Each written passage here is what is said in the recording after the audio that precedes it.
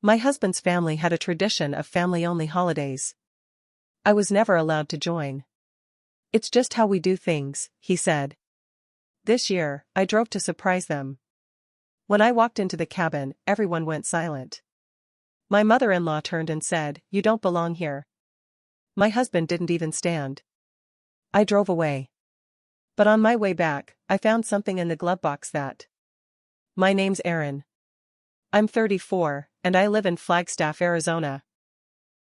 I work in property management, and I've been married to Brad for almost 5 years. We don't have kids, though that was always part of the plan, or at least I thought it was. These days, I'm not sure what was ever real. From the outside, our marriage looked stable. We weren't the overly lovey-dovey type, but we were functional. People thought we were solid. I even believed it, for a while. But there was always one thing that never sat right with me: his family. It started our very first Christmas together. We were newlyweds, still in that early phase where you want to do everything as a team. I was excited, planned a little holiday at our house. I even made gift baskets for his parents and siblings, had stockings hung for everyone. I grew up in a big family where holidays meant loud dinners and staying up too late playing cards, so I assumed we'd do something like that. But when I asked Brad what time his parents were coming over, he just said, "They're not." At first, I thought someone got sick. But then he said, completely casually, "I'm going up to the cabin for Christmas. It's a family-only thing. That's just how we've always done it." I laughed because I genuinely thought he was messing with me. He wasn't. "No spouses?" I asked. "Not even me?" "No," he said. "Even my brother's wife doesn't go. It's just something my mom started years ago." It's not personal. But it felt personal. I tried to hide how upset I was, but I remember crying in the shower that night so he wouldn't hear me. It was supposed to be our first holiday together as husband and wife. Instead, I spent it alone. When I brought it up later, he said I was being dramatic. "It's just a few days. We have the rest of the year together." That became his go-to line. Thanksgiving came. Same story. Christmas again. And again. Each time, I asked to come. I asked why I couldn't just meet everyone. He always said the same thing: "It's how we do things. My mom wants it that way. It's easier to just keep it simple." I started noticing other things too. His phone was always on silent. When he was at the cabin, I'd barely hear from him. Just short texts: "Busy. Having dinner. No service." That sort of thing. Still, I stayed. I convinced myself that I was being paranoid, that maybe some families really were just weird about traditions. Maybe his mom was just old school.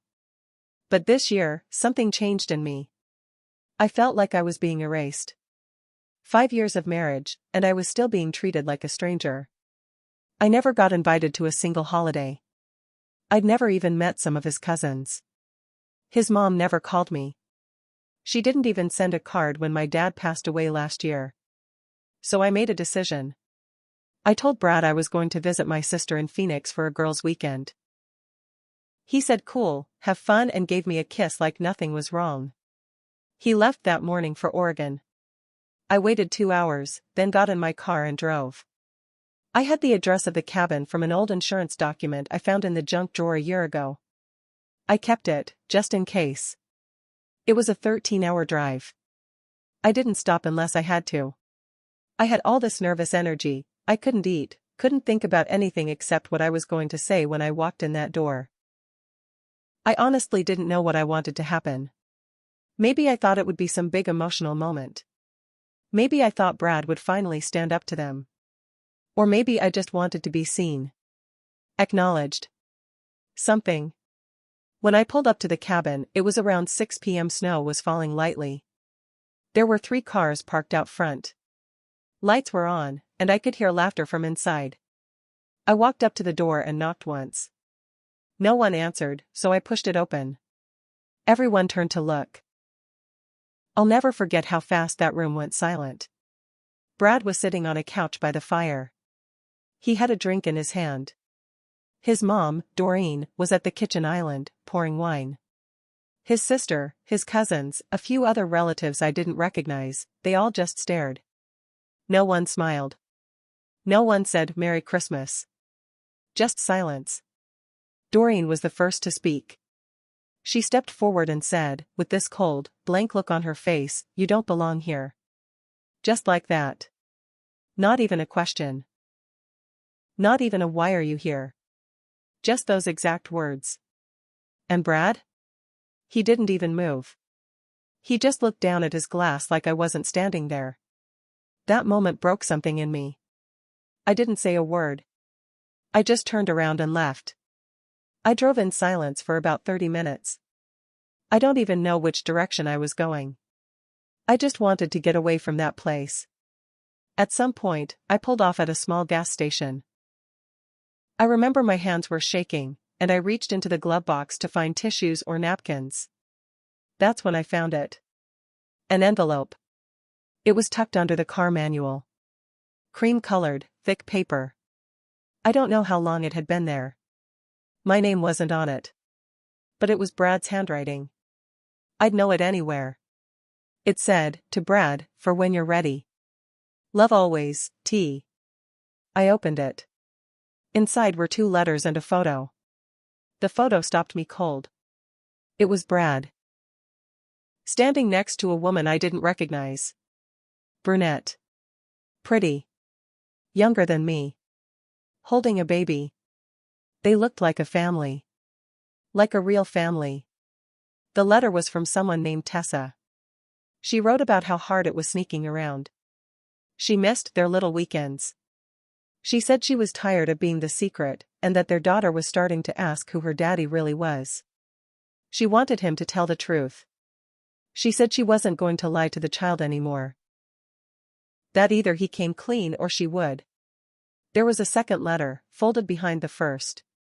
It was older, dated almost 2 years ago. Same handwriting. She called him Love. Said she knew he couldn't leave Aaron yet but hoped someday they could be together. It all hit me at once. I wasn't just excluded from his holidays.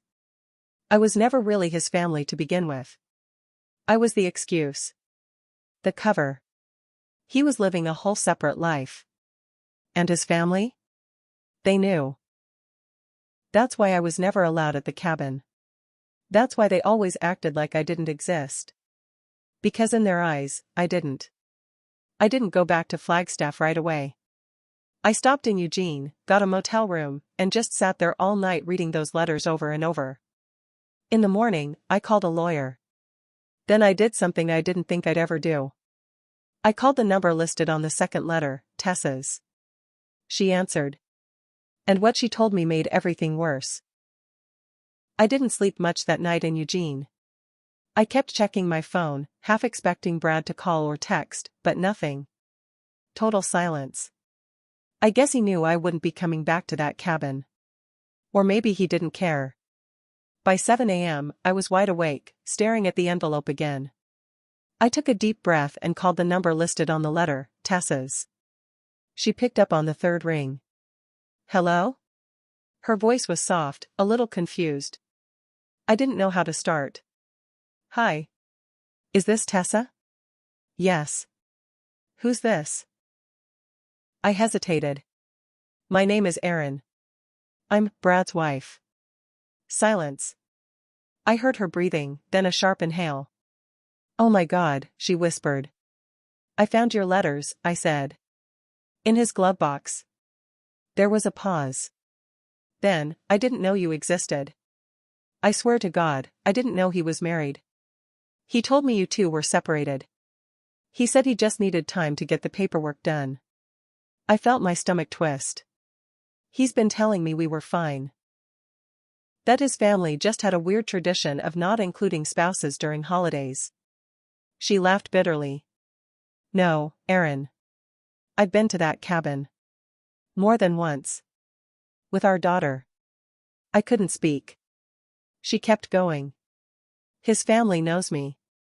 His mom, Doreen, she bought Ava a Christmas dress last year.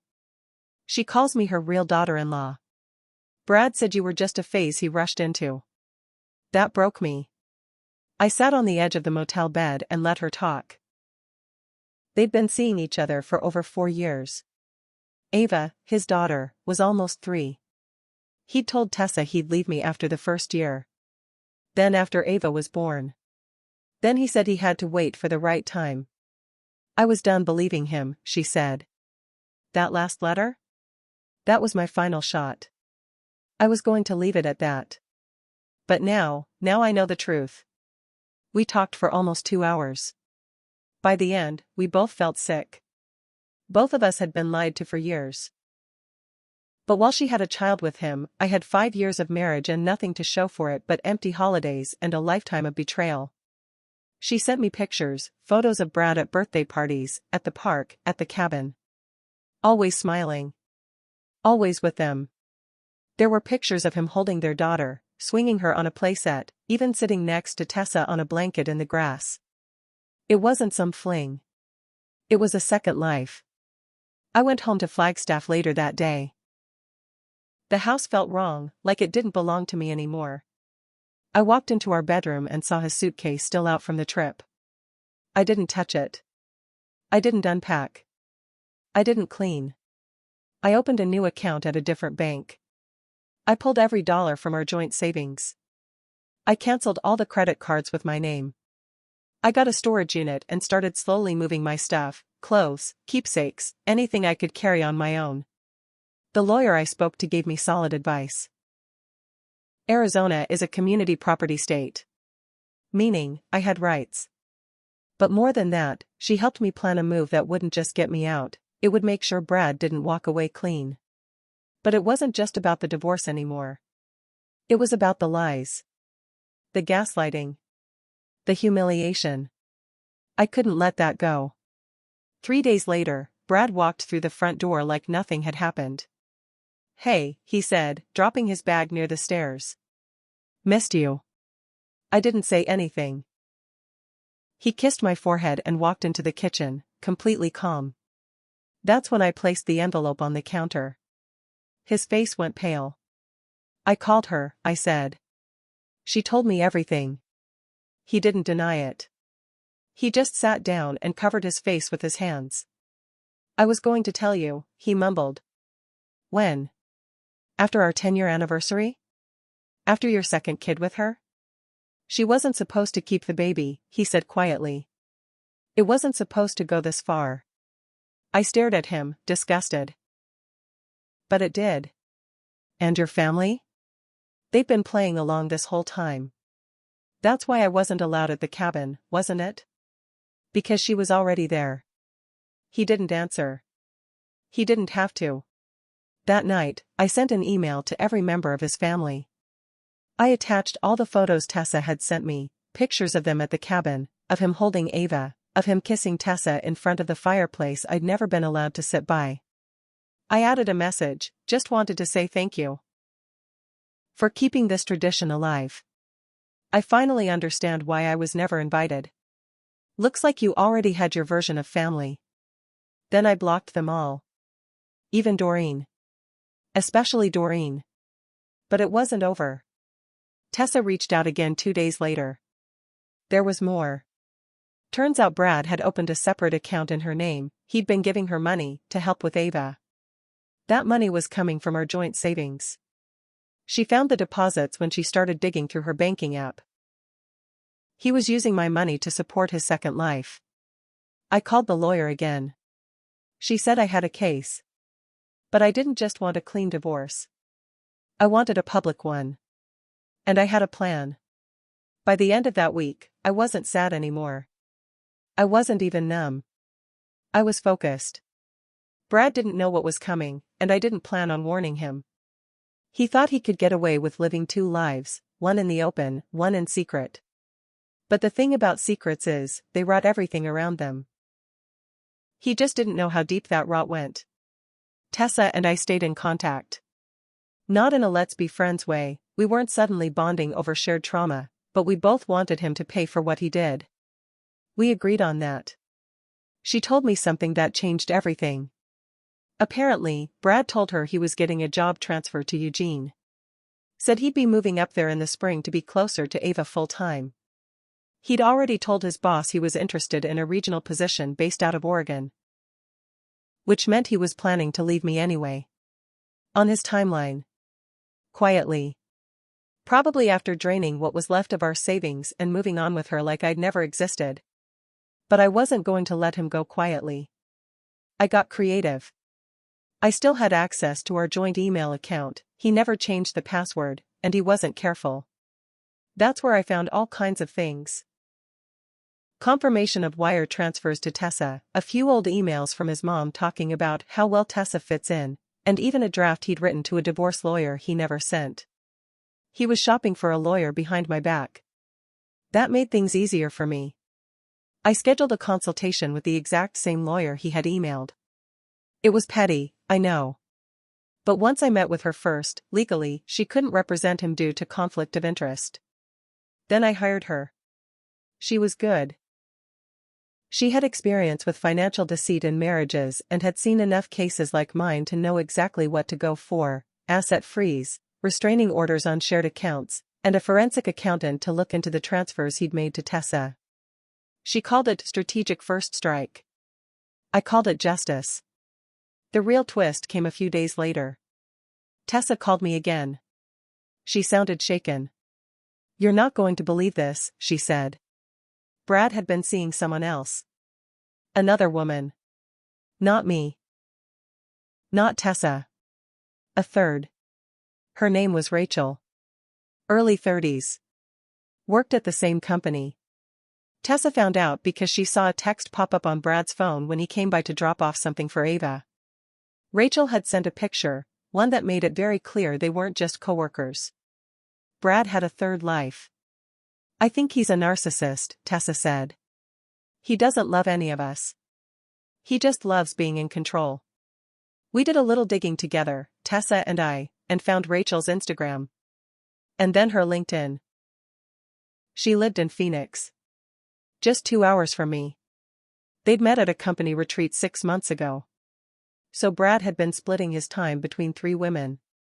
Tessa, who had his child. Me, his legal wife. Rachel, his newest plaything. I drove to Phoenix. I wasn't sure what I was going to say, but I had screenshots. I had proof. I knocked on Rachel's apartment door around 6:30 p.m. She opened it, wearing sweats, hair up in a bun. Totally normal. "Can I help you?" she asked. "Are you Rachel?" I said. "I'm Brad's wife."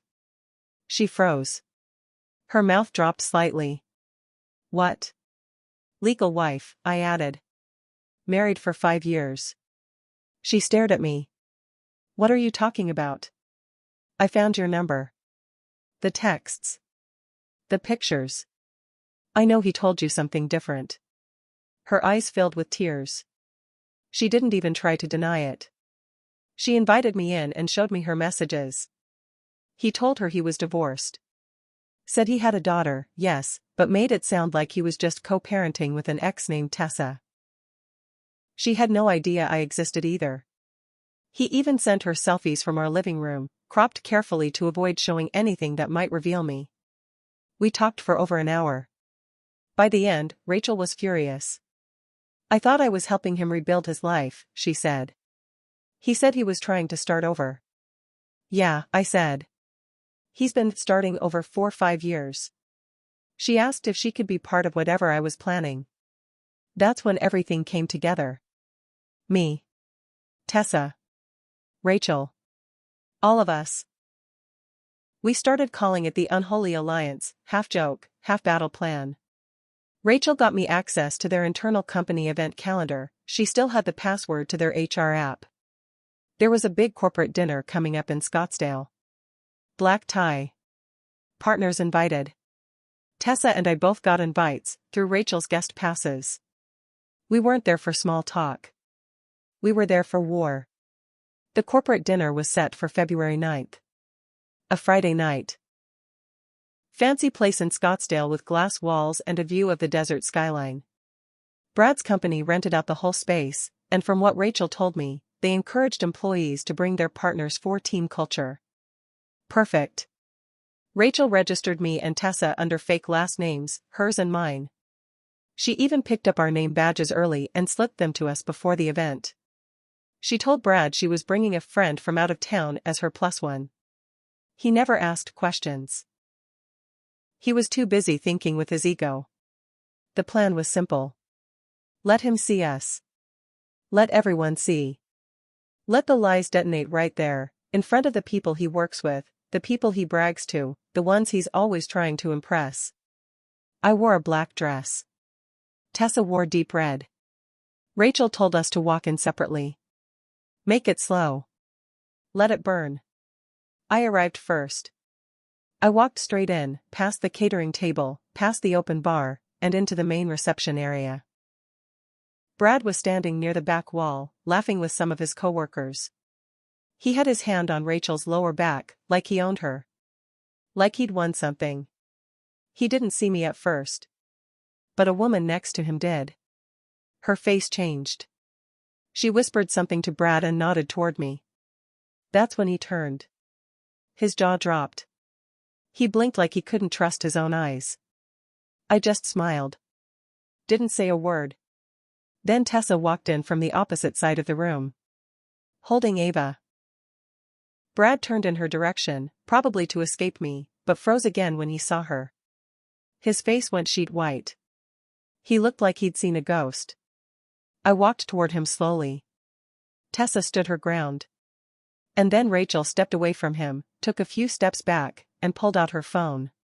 She handed it to one of the guys Brad worked with. Press play when I nod, she said. The music quieted. The room buzzed. And then the video started.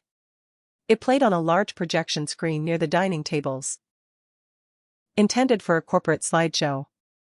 It wasn't a slideshow anymore. It was a video Rachel put together using screenshots, text messages, voicemails, and photos. One by one, pictures of Brad kissing Tessa on her couch. Text saying, "I can't wait to start fresh with you and Ava." Screenshots of Brad telling me he was at a work event while he was actually in Phoenix with Rachel. A family photo, him, Ava, and Tessa at the cabin. A message where he told Rachel, "You're the only woman I want to build something real with." A shot of my wedding photo, still on our dresser. Then it ended with a bold title screen, 3 lives. 1 liar. And below that, Bradley K., congratulations. Everyone knows now.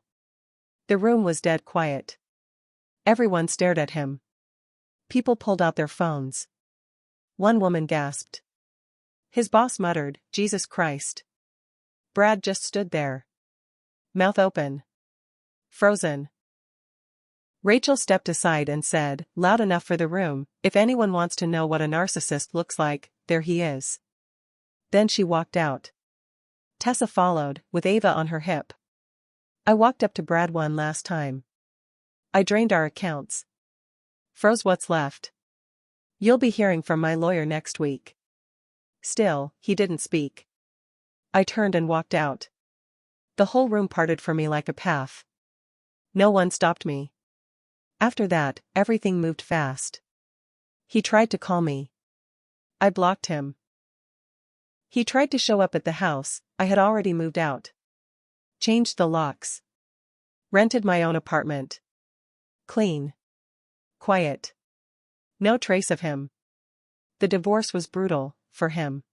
Thanks to the forensic accountant, we proved he had misused joint funds to support an affair and a secret child. That gave me the upper hand. I got the house. I got half of what was left. I got spousal support for 3 years. He lost his job a week after the party. Apparently someone sent the video to HR. And his boss. And the CEO. Turns out, publicly humiliating 3 women while using company time and money isn't great for your corporate image. Tessa filed for full custody. She won. Rachel moved cities. Changed jobs. She and I don't talk anymore. Neither do I and Tessa. There's no need. The story is over.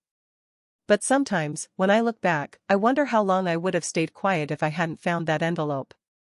How long I would have waited, hoping for an invitation that was never coming. The truth is, I didn't get left behind. I got out. I saw the truth. And I made sure everyone else did too. Brad didn't just lose 3 women. He lost his mask. Forever.